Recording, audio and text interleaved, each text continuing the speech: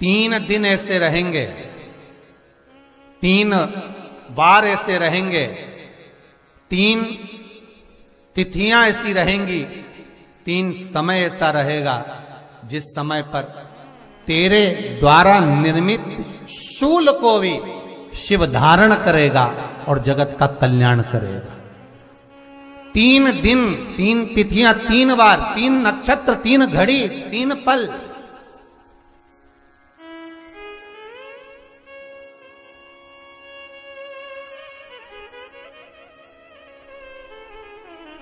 जिसमें बाबा शूल भी धारण करते हैं, और शूल अकेले धारण नहीं करते महाराज।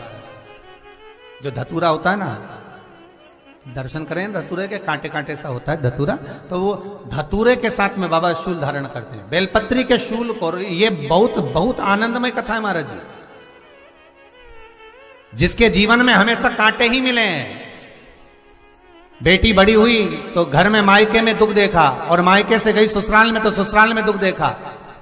ससुराल में भी दुख देखने के बाद में भी पति को बहुत कुछ काम खुलवाया, बहुत धंधे खुलवाए, नौकरी लगवाई, पर वो पति बार बार छोड़ कर आ गया, बार बार तकलीफ भोग रहा है, बार बार कष्ट भोग रहा है।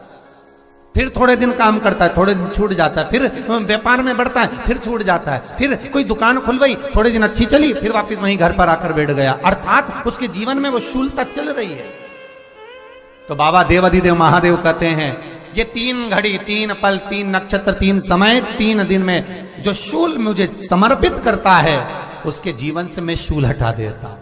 वो 3 दिन लिखे स्कंद पुराण।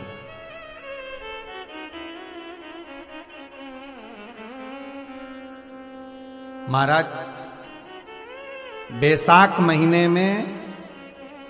जो प्रदोष आती है, बैसाख के महीने में बहुत ध्यान से सुनना भाई, जो अपनी जिंदगी से बहुत तंग आ गए हो, परेशान हो गए हो, कष्टमय जीवन जी रहे हो, बहुत दुखी हो गए हो, उनके लिए ये स्कंद पुराण का चरित्र फिर मिले ना मिले, आप प्रेम से सुन लो, भाव से। पहला, बैसाख महीने की प्रदोष,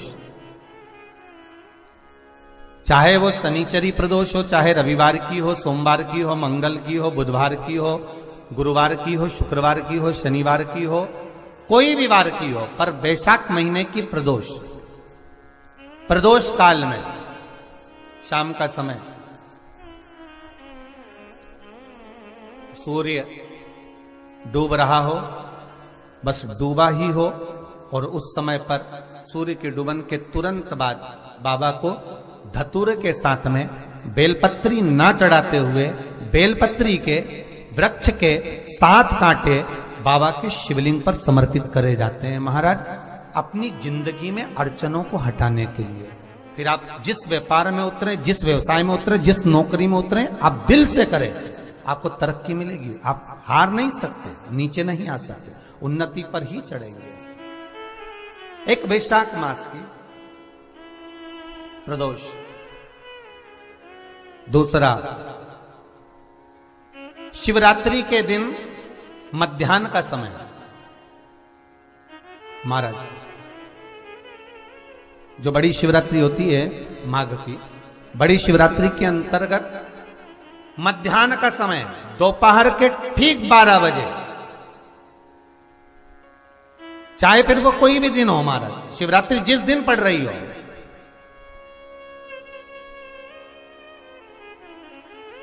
उस दिन भी धतूरे के साथ बाबा को 7 कांटे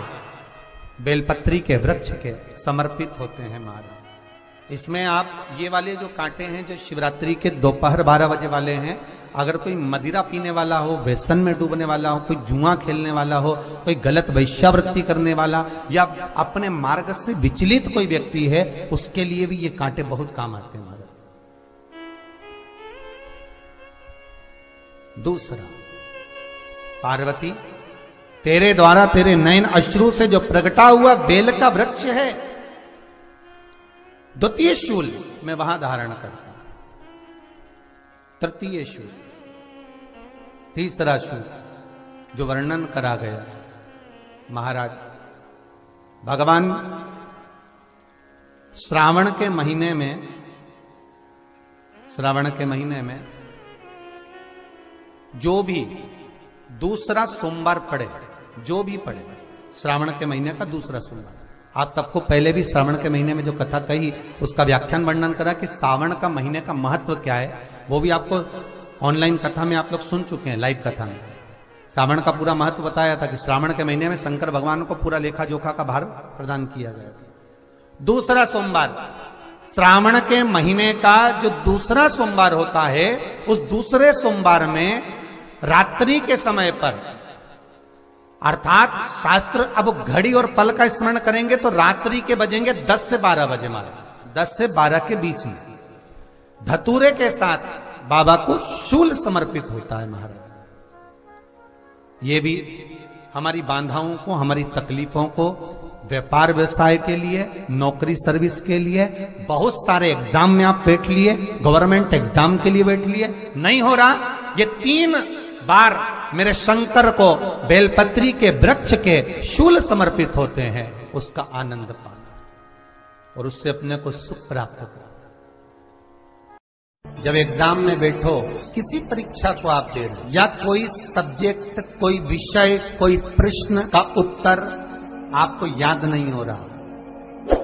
मैथ का एक क्वेश्चन लेकर बैठे हुए हो, कई बार आपने उसको सॉल्व करने का प्रयास किया, वो नहीं हो रहा, कई बार प्रयास कर देखना, थोड़ा चंदन घिसकर शंकर जी के शिवलिंग को लगाना,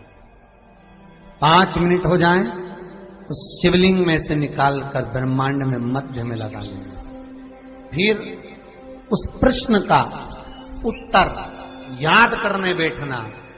दूसरी बार भूल नहीं पाओ। आज ही प्रैक्टिकल कर देखना, कहीं सीवर वाला महाराज झूठ तो नहीं बोल रहा, आज ही करके देखो, प्रैक्टिकल जरूर करना, बिना प्रैक्टिकल के मत रहना, प्रैक्टिकल जरूर करें, अवश्य करें। शरद पूर्णिमा की रात्रि को और कार्तिक पूर्णिमा की रात्रि को गर्भवती नारी अपनी नाभि पर यदि चंद्र की दृष्टि पड़वा लेती है तो बच्चा विकलांग पैदा नहीं होता है। गर्भ से जो बालक होगा श्रेष्ठ होगा, विद्वान होगा, चतुर होगा, पढ़ने में होशियार होगा, क्योंकि ये चंद्र की किरणें जब समुद्र में उछाल ला सकती हैं तो आपके जीवन में भी तरक्की ला सकती है। जब एग्जाम में बैठो, किसी परीक्षा को आप दे रहे या कोई सब्जेक्ट, कोई विषय, कोई प्रश्न का उत्तर आपको याद नहीं हो रहा, मैथ का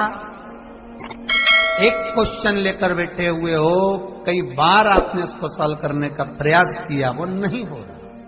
कई बार प्रयास कर देखना, थोड़ा चंदन घिसकर शंकर जी के शिवलिंग को लगाना, 5 मिनट हो जाएं, उस शिवलिंग में से निकालकर ब्रह्मांड में मध्य में लगा लेना, फिर उस प्रश्न का उत्तर याद करने बैठना, दूसरी बार भूल नहीं पाओ। आज ही प्रैक्टिकल कर देखना, कहीं सीवर वाला महाराज झूठ तो नहीं बोल रहा, आज ही करके देखो, प्रैक्टिकल जरूर करना, बिना प्रैक्टिकल के मत रहना, प्रैक्टिकल जरूर करें, अवश्य करें।